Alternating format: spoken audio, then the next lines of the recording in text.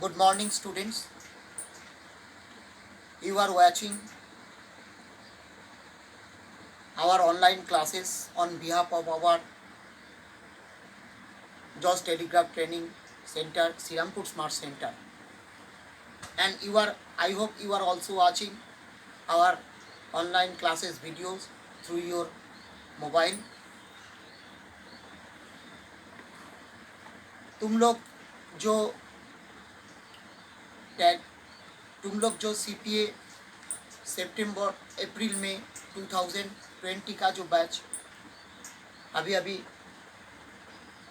पिछले महीने कुछ क्लास पिछले 2 महीने पहले कुछ क्लास किए थे तुम लोग सेंटर में।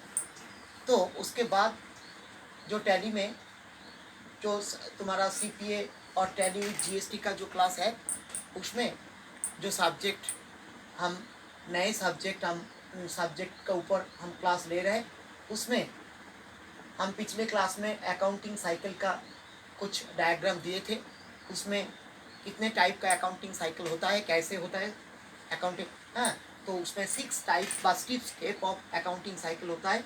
नंबर 1 तो events, number 2 transaction, number 3 journal, number 4 ledger and number 5 trial balance and number 6 final accounts. तो ऐसे 6 स्टेप में किसी कंपनी में अकाउंट्स मेंटेन करना होगा।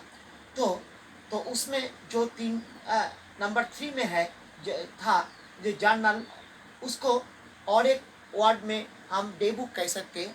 तो इस डे बुक का कुछ क्लासिफिकेशन है। तो पहले वो ट्रांजैक्शन टैली में इन्वेंटरी इन्फो रिलेटेड, टैली में इन्वेंटरी वाउचर रिलेटेड जो ट्रांजैक्शन है उसको करने के पहले हमको मैनुअली और थियोरिटिकली जर्नल और डे बुक हमको समझना है और उसका क्लासिफिकेशन समझना है, तो there are 2 type of day books and और journal books. Number 1 simple journal और journal proper and number 2 special journal. तो स्पेशल जर्नल का क्लासिफिकेशन है number 1 purchase day books, number 2 purchase return books.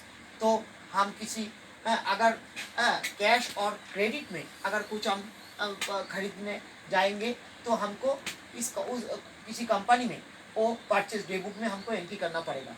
और परचेज रिटर्न बुक्स का क्या मतलब है, अगर हम परचेज करने के बाद हमारा सप्लायर को कुछ माल ट्रांसफ़र करेंगे तो उसको जो बुक ऑफ रजिस्टर में एंट्री होता है वो परचेज रिटर्न बुक्स है।